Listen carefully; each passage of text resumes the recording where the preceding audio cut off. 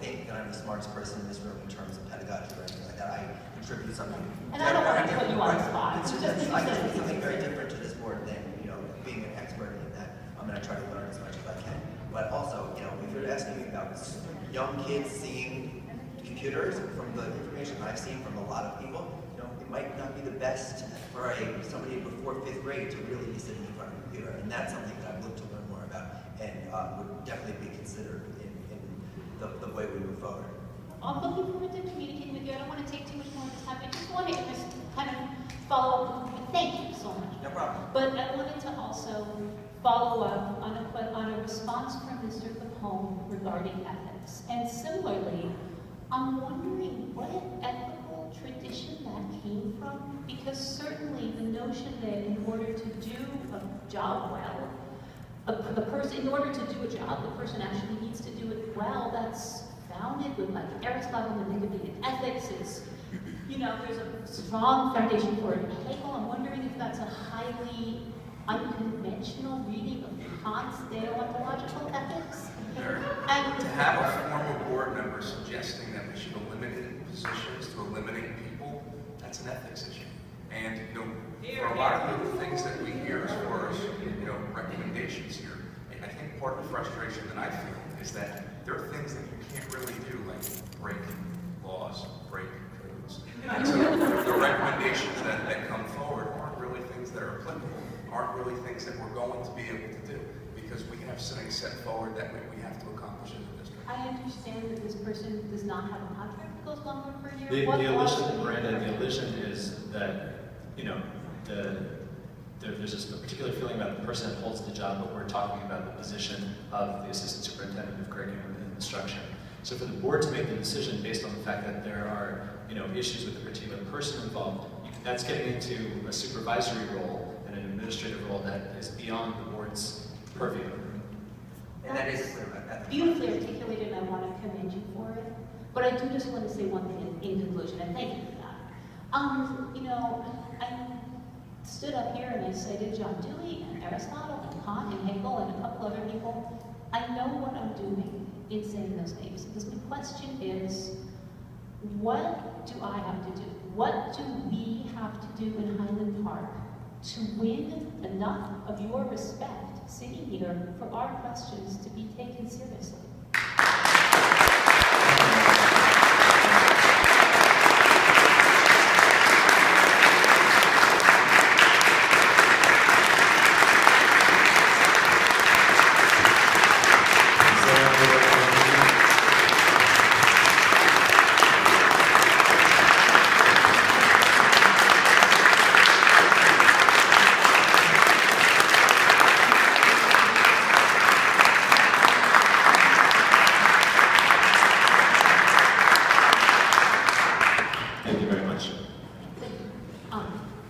Is there any other public comment? I didn't get a response to that question. That wasn't rhetorical? No, it wasn't. It was a question. It Well, was not it rhetorical.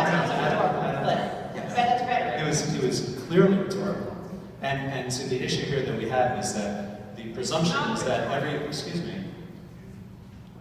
the presumption is that the board has not listened, the board has not been open to discussion, the board has not heard what the public and the community has stated. The public has stated, we want to get rid of this person, we want to get rid of this person, we want to get rid of this person. There are other issues related to the RIP, there are other issues that have come up time and time again. The central office is bloated, right? There are these kinds of issues. We've heard these issues, and the board disagrees with you, Yes. and that's the reason that we don't act on them. Yes. The issues with regard to things like the middle high school reorganization, that's an issue that the board is somewhat lost in the weeds on. The commentary that we had on Thursday, the commentary that we had tonight, has been very helpful.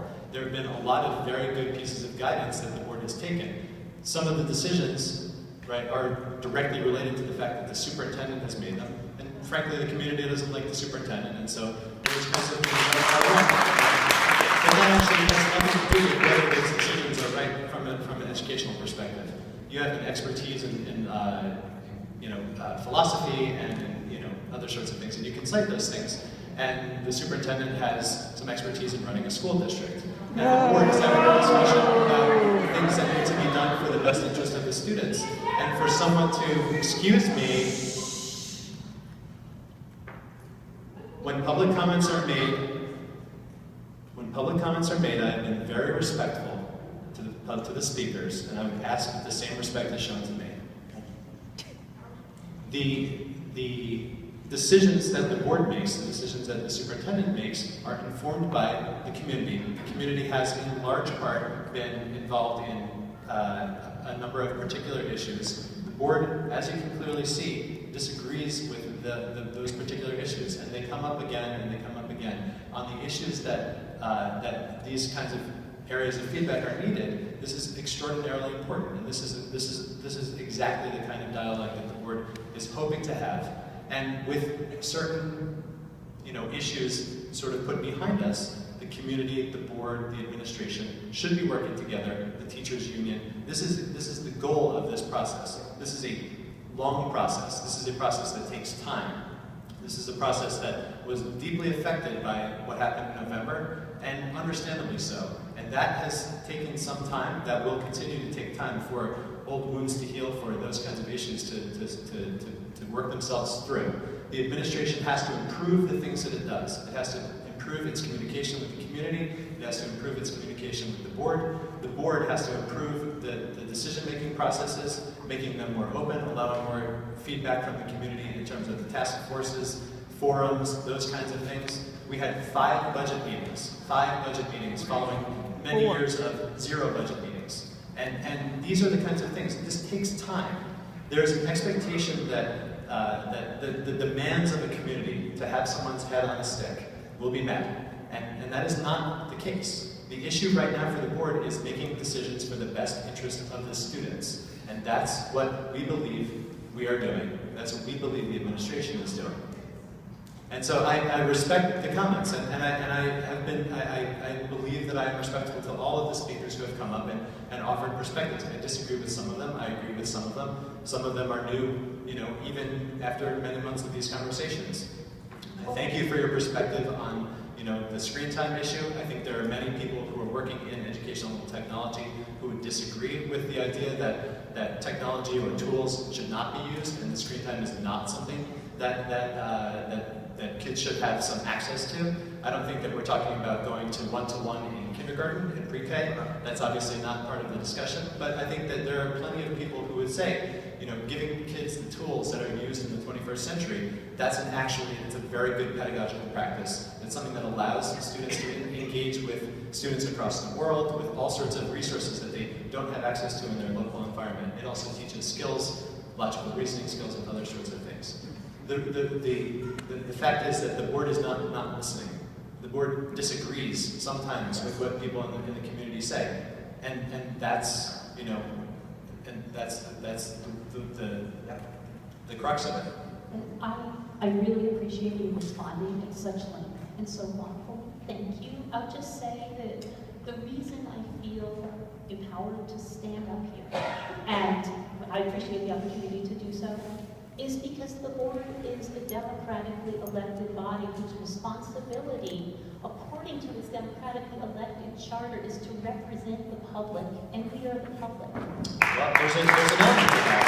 But I don't agree with boiling it down to that. Okay, the role of this democratically elected board is to guide the administration in the running of the school district for the best interest of the students. It's not to listen to the community and then do whatever the community wants it to do. It is to be sensitive to the issues and the needs and the desires and the vision of the community with regard to the students in the district and how they are being educated.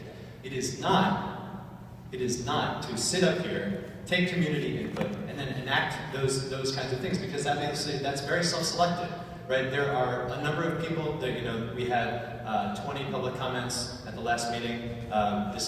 You're the 13th for this first public comment. We have between 10 and 30 or whatever it is at every particular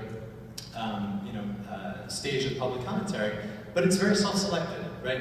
You've chosen to get up here. There are plenty of people who have a different perspective than you. If the board took only the advice or the guidance from people who make public comment, right, with no other understanding of how those decisions might affect the way that the administration of the school is, that would be to derogate our duty in a way, and that's not why we're here. why we're here is really for the best interest of the students. So when we ask the question about this particular reorganization, for example, and we ask the question, and so to come up and say, as some folks did, well, you're going to do this, and that's a bad idea. And I think that that's good, but we actually didn't say that we were going to. We said we were thinking about it as one of our options. When we discuss these kinds of things, we're looking to make decisions in the best interest of students.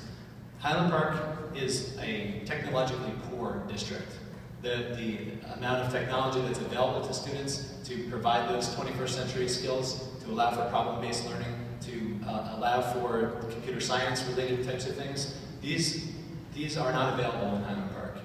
If you look at other districts, comparable sizes, much larger, even smaller, other kinds of things are available that are not available for our students. We have a 40% school population that is on free and reduced lunch. That means that 40% of our students live in families that are below a certain income level, that may not have the ability to provide those types of resources to our students. As a school district, it is the board's responsibility to oversee the programs that affect all students in this district. And that means providing them the tools that they can have to be successful. It means providing teachers the kind of curriculum development training and professional development that they can use to be successful. There are a lot of things that go into this, and it is not a one-to-one correlation from the public makes a comment or the public makes input and the board makes that decision. And I appreciate you saying that. I also appreciate you giving me all this time. I want to step out. I just want to say this and then I'll let other people speak. Is that I understand where you're coming from, but I will say if the board is not responsive to the concerns raised by an overwhelming majority of the public, and if the board is not responsible to the concerns raised by an overwhelming majority of teachers, then people walk with their feet. People vote with their feet. And you're talking about weaning these students back from charter schools. I'll leave you with a question. It's not, I guess it's rhetorical because I didn't have time.